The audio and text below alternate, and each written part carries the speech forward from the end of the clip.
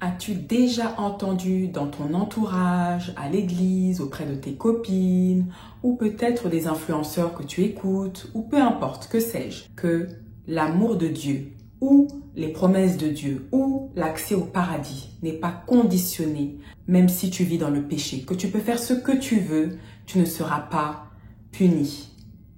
Eh bien, laisse-moi te dire que c'est une technique de séduction du diable. Et je vais t'expliquer pourquoi. Mais je t'invite à la repentance, ma sœur, car comme le Seigneur l'a dit, sans la sanctification, nul ne verra Dieu.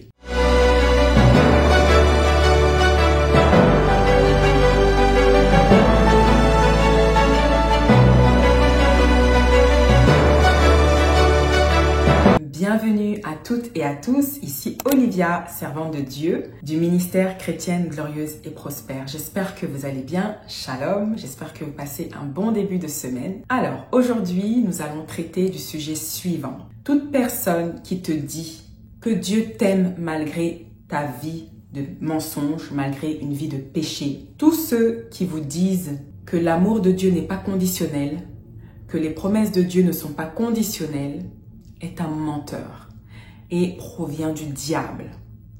Je suis crue et peut-être que vous allez vous dire, mais les chrétiens, tout ce que vous dites, c'est toujours démoniaque, démon, démoniaque. Oui, ma chérie. Ah bah oui. La guerre spirituelle n'a pas commencé sur terre. La guerre spirituelle a commencé depuis les cieux. Jésus, qu'est-ce qu'il a dit? J'ai vu Satan tomber du ciel comme un éclair. Il était où? Dans le ciel, auprès de Dieu. C'était un ministre.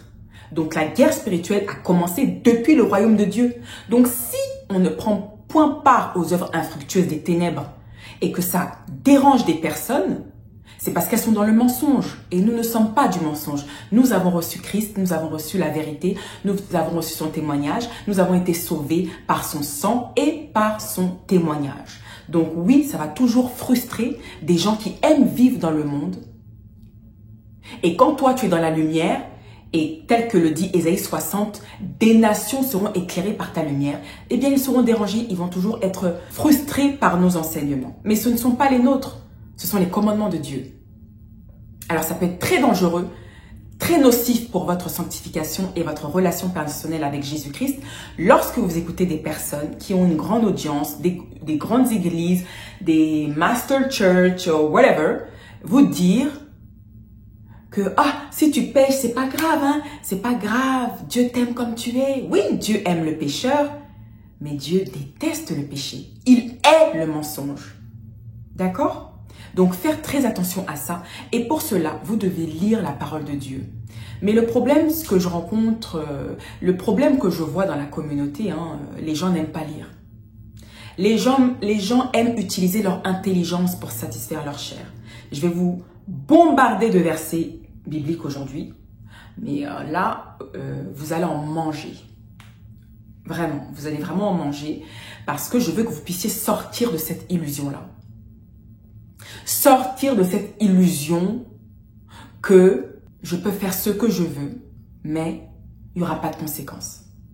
Regardez le peuple d'Israël dans l'Ancien Testament. Étudiez tout le Nouveau Testament, tout l'Ancien Testament. Et franchement, moi, je crois que j'ai pris au moins 9 mois pour lire ne serait-ce que Genèse, Nombre, Lévitique, Exode, Deutéronome, juste ça. J'ai lu la Pentateuque, toute la Pentateuque, j'ai mis 9 mois. J'aurais pu lire ça en 2 semaines ou en 1 mois. Mais la Bible nous dit dans Josué 1, verset 8, « Médite le livre de la loi nuit et jour. » Parce que tu ne peux pas lire la parole de Dieu avec la chair. Tu lis la parole de Dieu en esprit, car Dieu est esprit. La Bible que voici, c'est un livre de révélation. Tu ne peux pas la lire comme ça, avec la chair, sinon tu ne vas rien comprendre. Quand tu vois l'Ancien Testament, regarde comment le peuple d'Israël, depuis Moïse, ils n'ont fait que tourner en rond. Oui, c'est vrai que Dieu les pardonnait à chaque fois parce qu'il est miséricorde. C'est comme ça, il y avait même une légende de démons qui avait supplié Jésus, ne nous jette pas dans le désert. Et Dieu les a exaucés, il ne les a pas jetés dans le désert. Il est comme ça, Dieu. Il est miséricordieux. Même Satan est venu devant Jésus, est venu devant Dieu pour lui dire à propos de Job. Job, Il t'aime parce que tu lui as donné plein de biens. Mais retire-lui ses biens. Et il l'a fait. Mais ce qu'il a dit à Dieu là, c'est une requête, c'est une prière. Tu vois? Donc Dieu, il est comme ça. Il est miséricordieux. Tu peux tuer quelqu'un. Tu peux avoir tué 1 milliard de personnes. Tu reviens devant lui. Tu dis, je veux me repentir. Il va te pardonner. Mais il y aura des conséquences. Le salaire du péché, c'est la mort. Donc oui, Dieu va te pardonner. Mais sache que quand il va te pardonner, tu vas devoir payer tous les péchés que tu as fait.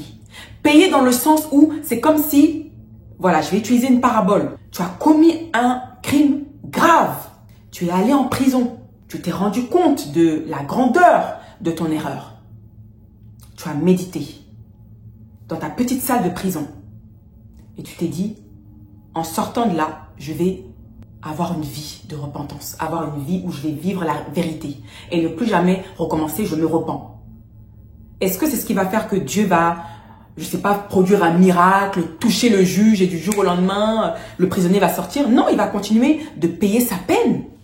Et quand il va sortir, eh ben, cette peine aura causé une tâche dans son casier judiciaire. Donc, il y a des endroits où il ne pourra pas travailler. S'il veut travailler en tant que directeur, ça lui sera refusé. S'il veut travailler à l'aéroport, on va lui demander son casier judiciaire, ça va lui être refusé. Donc, il y a des conséquences. Oui, il est pardonné, il a la grâce de Dieu, il ira au paradis, mais il paye sur place. Donc, c'est ça, le péché. Donc, quand quelqu'un vous dit, et je vais lire le commentaire en question parce que c'est affolant. Même des gens que vous écoutez qui vous disent que c'est mal de porter des perruques, etc., vous trouvez cela normal? Donc que l'amour de Dieu est conditionnel ou sinon Dieu va vous punir? Dieu a une façon bizarre de vous parler, par moments vous êtes drôle. L'amour de Dieu n'est pas conditionnel. Des commentaires comme ça, c'est grave. L'amour de Dieu n'a jamais été conditionnel. Mais ses bénédictions sont conditionnelles. Ton appel est conditionnel. Et il exige de toi que tu te dépouilles. Car Jésus a dit dans sa parole, sans le baptême d'eau ni le baptême de l'esprit, personne n'entrera dans le royaume de Dieu. Matthieu chapitre 25 déclare, lorsque le Fils de l'homme viendra dans sa gloire avec tous les anges, il s'assiera sur le trône de sa gloire. Toutes les nations seront assemblées devant lui. Il séparera les uns d'avec les autres, comme le berger sépare les brebis d'avec les boucs. Donc, les méchants et les bons et les justes. Et il mettra les brebis à sa droite et les boucs à sa gauche. Alors le roi dira à ceux qui seront à sa droite, « Venez, vous qui êtes bénis de mon Père, prenez possession du royaume qui vous a été préparé dès la fondation du monde. Car j'ai eu faim et vous m'avez donné à manger, j'ai eu soif et vous m'avez donné à boire, j'étais étranger et vous m'avez recueilli. J'étais nu et vous m'avez vêtu, j'étais malade et vous m'avez visité, j'étais en prison et vous êtes venu vers moi. » Les justes lui répondront, « Seigneur, quand avons-nous vu avoir faim et t'avons-nous vu avoir faim ou avoir soif et t'avons-nous donné à boire? Quand avons-nous vu étranger et t'avons-nous recueilli? Ou nu et t'avons-nous vêtu? Quand t'avons-nous vu malade ou en prison, et sommes-nous allés vers toi? Et le roi leur répondra, je vous le dis en vérité, toutes les fois que vous avez fait ces choses à l'un de ces plus petits de mes frères, c'est à moi que vous les avez faites. Ensuite, il dira à ceux qui seront à sa gauche, retirez-vous de moi, maudits, allez dans le champ, allez dans le feu, éternel, qui a été préparé pour le diable et pour ses anges. Car j'ai eu faim et vous ne m'avez pas donné à manger. J'ai eu soif et vous ne m'avez pas donné à boire. J'étais étranger et vous ne m'avez pas recueilli. J'étais nu et vous ne m'avez pas vêtu. J'étais malade et en prison et vous ne m'avez pas visité. Ils répondront aussi, Seigneur, quand avons-nous vu ayant faim ou ayant soif ou étranger ou nu ou malade ou en prison, et ne t'avons-nous pas assisté? Et il leur répondra, je vous le dis en vérité, toutes les fois que vous n'avez pas fait ces choses à l'un de ces plus petits, c'est à moi que vous ne les avez pas faites. Amen. Donc on voit bien que la promesse pour aller au paradis, bénéficier de son salut, est conditionnelle. Conditionnelle. Galates 5, à partir du verset 13. Je vais vous bombarder de versets bibliques. Préparez-vous. Ayez vos Bibles en main, s'il vous plaît. Frères, vous avez été appelés à la liberté, seulement ne faites pas de cette liberté un prétexte de vivre selon la chair. Tu entends? Oui, nous sommes libres, on a le droit de se maquiller, de s'habiller de manière coquette, etc. On a une certaine liberté en Christ.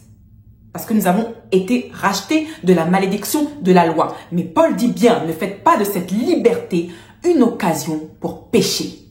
D'accord? Donc faites attention à qui vous écoutez. Jézabel aime séduire. Le diable aime séduire. Il aime séduire. Donc il va vous mettre toutes sortes de choses. C'est mielleux à vos oreilles. Ça paraît doux. Mais c'est un piège. Et ces gens que vous écoutez, que ce soit des pasteurs, influenceurs ou whatever, ne pourront pas vous racheter de la mort. Parce que eux-mêmes n'hériteront pas du royaume de Dieu. Ils sont dans les ténèbres. Et c'est ce que Jésus a dit aux pharisiens. Est-ce que si j'étais de Belzébul et que je guérissais des gens avec des démons et que j'invoquais le démon Belzébul, est-ce que Satan peut se combattre lui-même? Non. Mais si j'agis avec l'Esprit de Dieu pour délivrer des gens, c'est pour la gloire de Dieu. C'est pour vous dire que ces démons, ces agents des ténèbres, ils vont pas chercher des gens ténébreux comme eux. Ils vont aller à la lumière. Les ténèbres sont attirés par la lumière, mais la lumière n'est pas attirée par les ténèbres.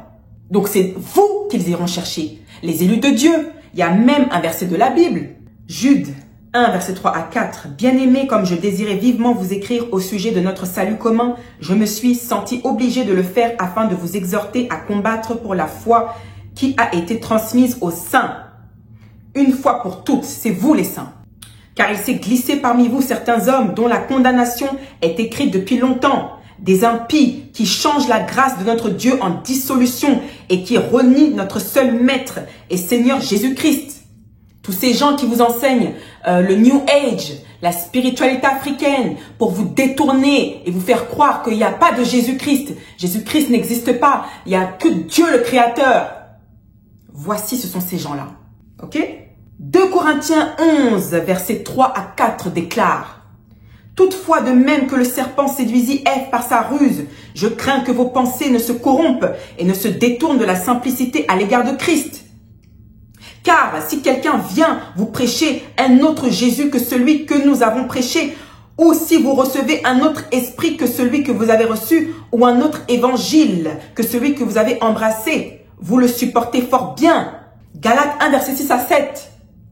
Je m'étonne que vous vous détourniez si promptement de celui qui vous a appelé par la grâce de Christ pour passer à un autre évangile. Tu es chrétienne, tu regardes la spiritualité africaine et à la doctrine qui est selon la piété. Il est enflé d'orgueil, il ne sait rien et il a la maladie des questions oiseuses et des disputes de mots d'où naissent l'envie, les querelles, les calomnies, les mauvais soupçons. Voici pourquoi je ne réponds pas à vos commentaires quand vous me laissez des balivernes. D'accord? 2 Jean 1, verset 7 déclare: car plusieurs séducteurs sont entrés dans le monde qui ne confessent point que Jésus-Christ est venu en chair. Celui qui est tel, c'est le séducteur et l'antéchrist. C'est le séducteur et l'antéchrist. Toute personne qui confesse un autre évangile que celui que nous avons reçu, qu'il soit anathème. Et même Paul dit que même si c'est un ange du ciel qui descend et t'enseigne un autre évangile que celui que tu as reçu de Jésus-Christ, tu dois le rendre anathème. Qu'il soit anathème. C'est pas moi qui le dis, hein, c'est écrit. Colossiens 2, verset 8. Et I love these verses. I love it. Prenez garde que personne ne fasse de vous sa proie par la philosophie et par une vaine tromperie, s'appuyant sur la tradition des hommes, sur les rudiments du monde et non sur le Christ. Colossiens 2, versets 20 à 23. Si vous êtes morts avec Christ au rudiment du monde, pourquoi, comme si vous viviez dans le monde, vous impose-t-on ces préceptes? Ne prends pas, ne goûte pas, ne touche pas. Préceptes qui tous deviennent pernicieux par l'abus et qui ne sont fondés que sur les ordonnances et les doctrines des hommes. Don't come to my page and talk to me about African spirituality. I'm not into it. I'm not into it. Ok? J'ai été dans la spiritualité africaine. Je sais ce que c'est. Et d'ailleurs, je vais faire une autre vidéo à ce sujet. Pourquoi est-ce qu'un chrétien ne peut pas pratiquer la spiritualité africaine? Et je suis tellement heureuse. Je suis tellement heureuse. Ça va vous paraître paradoxal ce que je dis, mais je suis tellement heureuse d'avoir subi cette expérience pour voir de mes yeux que c'est du diable. Et je vais vous expliquer pourquoi. Donc, 1 Timothée 4, verset 1 à 5, c'était le verset qui m'intéressait. Mais c'est bien que j'ai lu les autres, comme ça vous donne...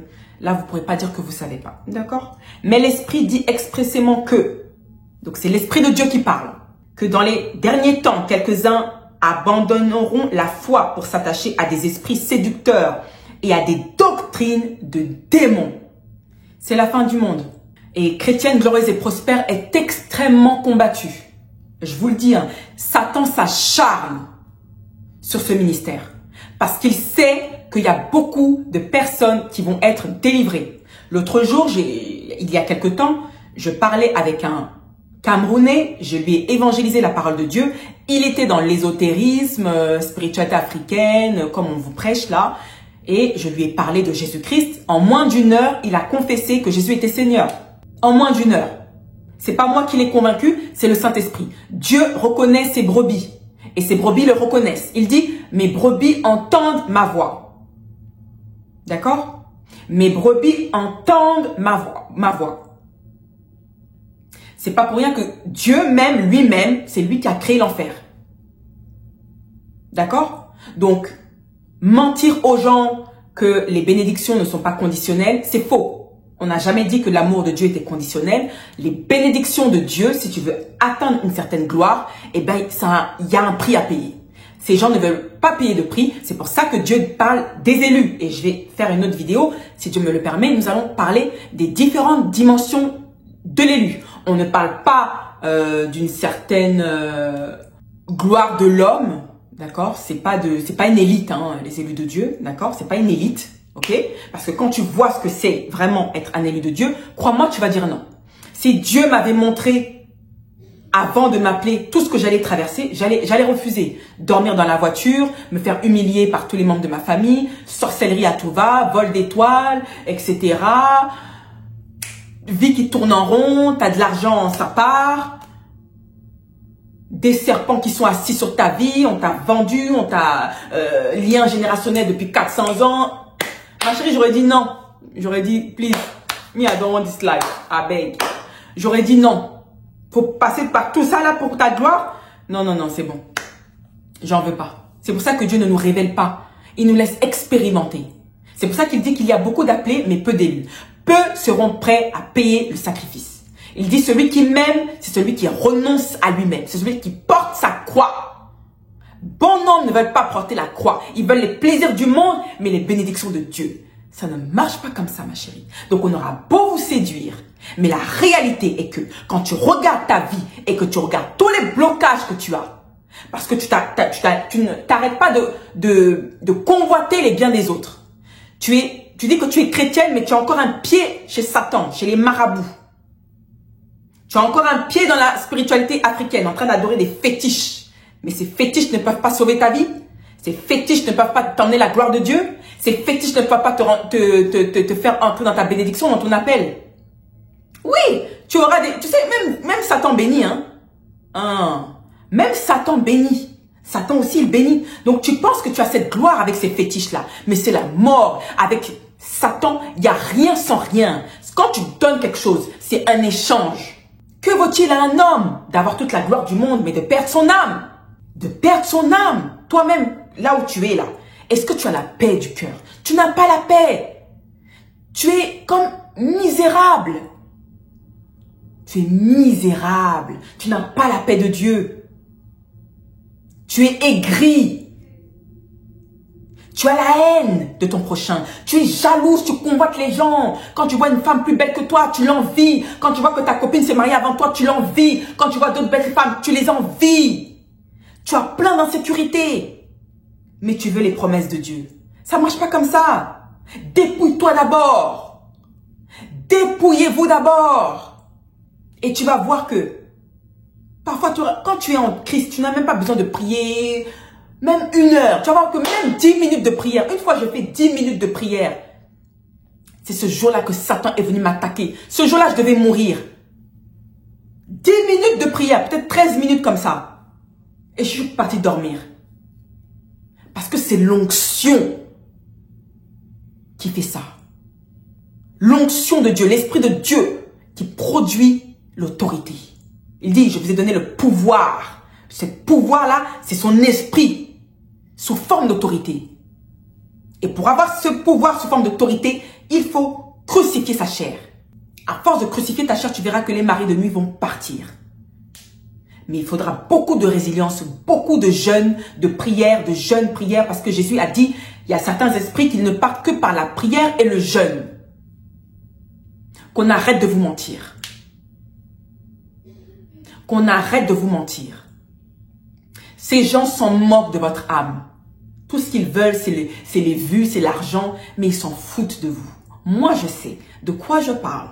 1 Jean 4, verset 2 à 3 déclare, « Reconnaissez à ceci l'Esprit de Dieu. » Il dit, « Reconnaissez ceci l'Esprit de Dieu, le vrai Dieu, le Dieu d'Isaac, de Jacob, le Dieu d'Abraham, fils de David.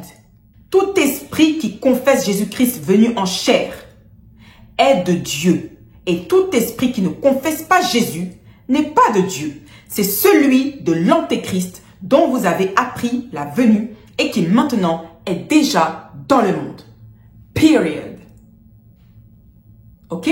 Donc quand tu viens sur ma chaîne déposer ce genre de commentaires en disant que la spiritualité, c'est pas le culte des ancêtres ou whatever, tu te mens à toi-même. Vous vous mentez à vous-même.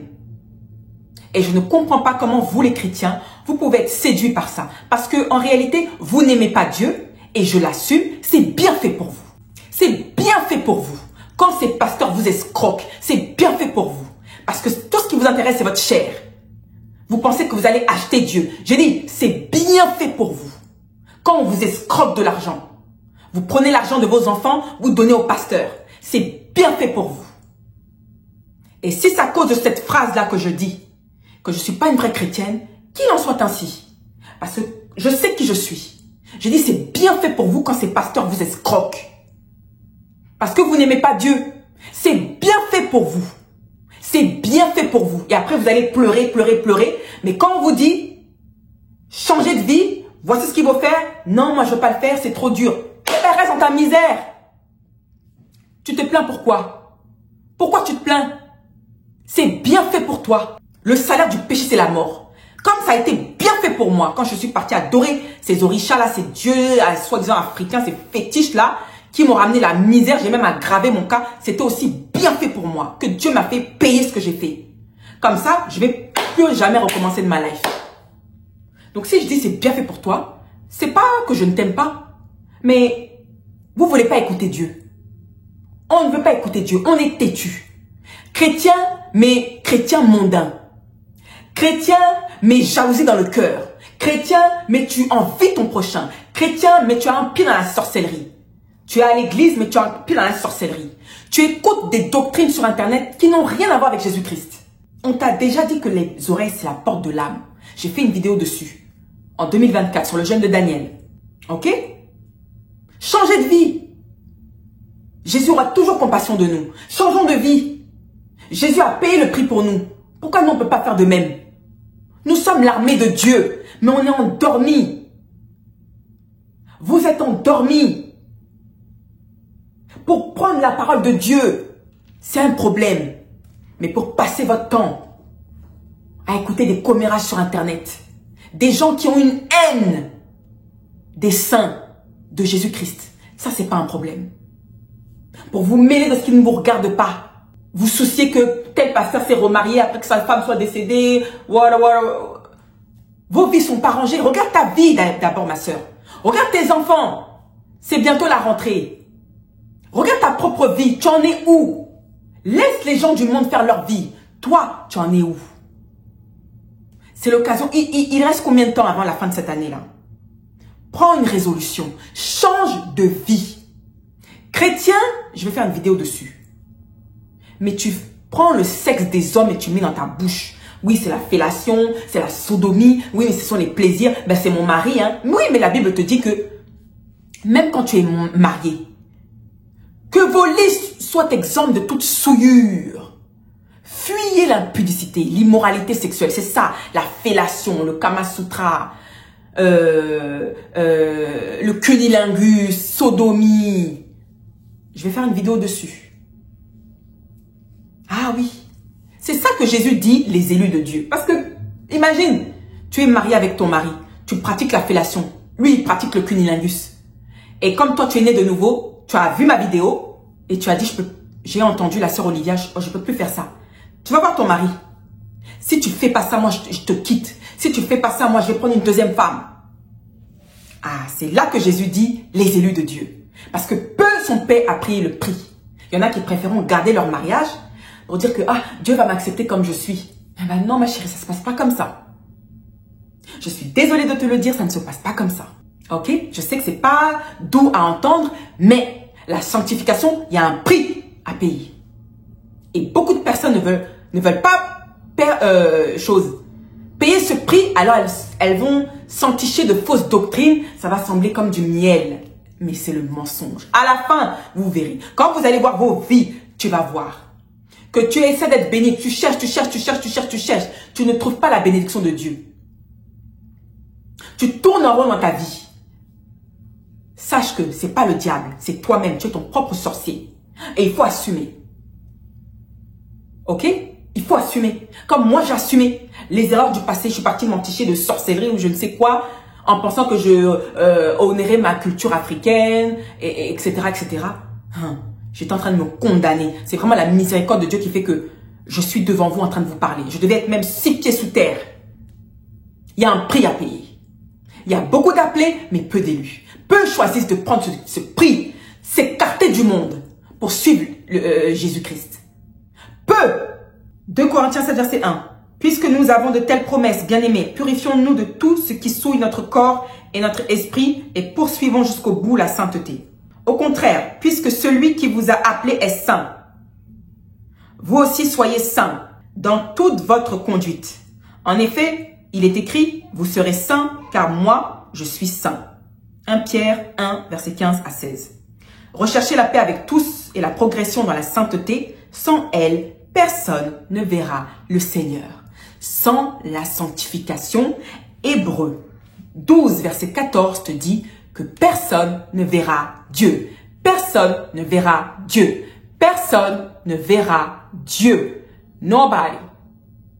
Ok? Personne. Et ne te méprends pas, païen, hein, pour toutes les personnes qui vous disent que oui, vous les chrétiens, vous faites que diviser les gens, vous faites que diviser les gens. Eh, dans la Bible, c'est bien écrit dans Romains chapitre 2, verset 14, que même les païens hériteront du royaume de Dieu. Et qu'il y a même des chrétiens qui finiront en enfer. Confesser le nom du Seigneur Jésus-Christ, ça ne veut pas dire que tu iras au paradis. Hein. Pratiquer les commandements de Dieu. Moi, j'ai vu des athées.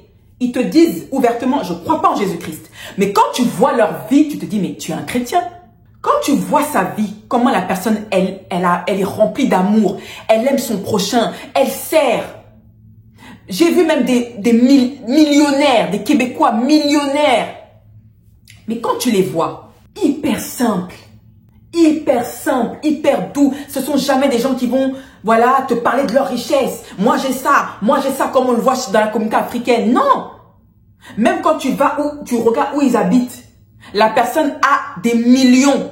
Même ses enfants gagnent 4 millions de dollars par an. Mais tu vois la personne dort par terre, un matelas à terre. C'est ça qu'on appelle l'humilité. Mais vous, qui connaissez le Christ, vous vivez au-dessus de vos moyens. Vous voulez impressionner les gens. Quand vous avez un peu d'argent, un peu de gloire, vous êtes un peu de votre personne. Vous convoitez l'onction des gens, vous pratiquez la sorcellerie. Et vous venez faire semblant devant les gens que vous êtes des bonnes personnes. Mais les vrais savent. Les vrais, vous pouvez que tromper les gens qui sont comme vous. Vous pouvez que tromper les personnes qui sont méchantes comme vous. Mais les gens qui sont purs connaissent votre identité. On reconnaît un arbre à ses fruits. D'accord? L'église du Christ, c'est nous. L'église du Christ, ce sont même les journalistes. Les journalistes qui propagent la vérité. C'est pas forcément quelqu'un qui dit « je confesse Jésus-Christ ». Hein. Ah, va lire Romains 2, verset 14. Va lire tout le chapitre 2 du livre de Romains. Va le lire, tu verras que même les païens hériteront du royaume de Dieu. Mais il y aura des chrétiens qui iront en enfer. Donc il n'y a personne qui divise qui que ce soit ici. Dieu fait la différence entre les justes et les méchants. C'est tout. Tu fais le mal, tu produis du mal et tu incites les gens à aller dans le mal alors que toi-même tu es condamné depuis belle lurette, tu es un méchant. Tu viens sur ma page en train de laisser des commentaires pour salir ma réputation et faire des campagnes de dénigrement. Ce n'est pas moi que tu attaques, c'est Jésus-Christ que tu attaques. Qui accusera les élus de Dieu? C'est Dieu qui justifie. Comment le jeune homme rendra-t-il pur son sentier? En se conformant à ta parole. Psaume 119, verset 9. Examine-moi, ô Dieu, et connais mon cœur. Mets-moi à l'épreuve et connais mes pensées. Regarde si je suis sur une mauvaise voie et conduis-moi sur la voie de l'éternité. Psaume 139, verset 23 à 24. Philippiens 2, verset 5. Que votre attitude soit identique à celle de Jésus-Christ. Que votre attitude soit identique à celle de Jésus-Christ. Est-ce que Jésus-Christ adorait des démons? Non. Philippiens 2, verset 14 à 16. Faites tout sans murmure ni contestation afin d'être irréprochables et purs, des enfants de Dieu sans défaut au milieu d'une génération perverse et corrompue. C'est comme des flambeaux dans le monde que vous brillez parmi eux en portant la parole de la vie. Et la parole de Dieu, ça se pratique. Lévitique 20, verset 26. Vous serez saints pour moi, car je suis saint, moi l'Éternel. Je vous ai séparés des autres peuples afin que vous m'apparteniez. Je vous ai séparés des autres peuples afin que vous m'apparteniez. Voici pourquoi il dit, vous êtes nés dans ce monde, mais vous n'êtes pas du monde. Je vous en supplie, frères et sœurs, méfiez-vous de ceux qui provoquent des divisions et font trébucher les autres en s'opposant à l'enseignement que vous avez reçu. Éloignez-vous d'eux. Romains 16, verset 17. Recherchez le bien et non le mal, afin que vous viviez, et ainsi l'Éternel, le Dieu de l'univers, sera avec vous. Comme vous le dites. Amos 5, verset 14. Le commencement de la sagesse, c'est la crainte de l'Éternel. La connaissance du Dieu saint, voilà en quoi consiste l'intelligence, et non pas les traditions des hommes. Proverbe 9, verset 10. Je démontrerai la sainteté de mon grand nom qui a été déshonoré parmi les nations, puisque vous l'avez déshonoré au milieu d'elles, et les nations reconnaîtront que je suis l'Éternel, déclare le Seigneur l'Éternel, quand à travers vous, je manifesterai ma sainteté sous leurs yeux. Ézéchiel 36, verset 23. 1 Pierre 2, verset 9. Vous, au contraire, vous êtes un peuple choisi, des prêtres royaux, une nation sainte, un peuple racheté, afin de proclamer les louanges de celui qui vous a appelé des ténèbres à sa merveilleuse lumière. Voilà, peuple de Dieu, repentons-nous, dépouillons-nous du péché et nous allons hériter des promesses de Dieu. Tu vas voir que ta vie, pour chercher un travail, pour avoir le bonheur, ne serait-ce que cette paix, les bénédictions viendront à toi. Parce que la bénédiction, c'est un héritage, c'est une promesse. T'as pas besoin, on ne prie pas pour la bénédiction. On ne prie pas pour la bénédiction. La bénédiction se manifeste avec l'onction de Dieu quand tu as reçu le Saint-Esprit. Et quand tu as reçu le Saint-Esprit, c'est parce que tu as crucifié ta chair. Et quand tu as crucifié ta chair, c'est parce que tu as renouvelé ton intelligence, ton esprit. Tu as reformaté, réinitialisé. Tu es né de nouveau. Tu as reçu ton baptême d'eau et ton baptême de l'esprit. C'est tout un conditionnement en fait. Voilà. En tout cas, je vous aime. Faites attention à vous. Préservez votre sanctification, préservez les portes de votre âme et ne laissez personne vous corrompre. Ok? En tout cas, on se retrouve pour la prochaine vidéo. Je vous aime et je vous dis shalom!